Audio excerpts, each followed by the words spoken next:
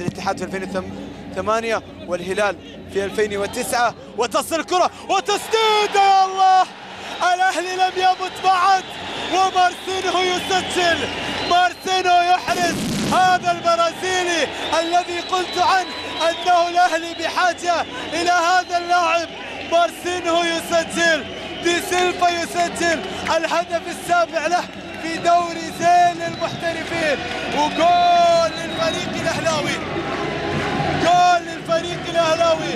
مارسينو يحاول شاهد التسديدة، هذا برازيلي، هذا برازيلي، يعني جول للفريق الأهلاوي، يعني هدف جميل، هدف رائع. نو كومنت، لا تعليق على اللقطة الماضية لمارسينو دي سيلفا. وبرافو على التسديدة، وبرافو على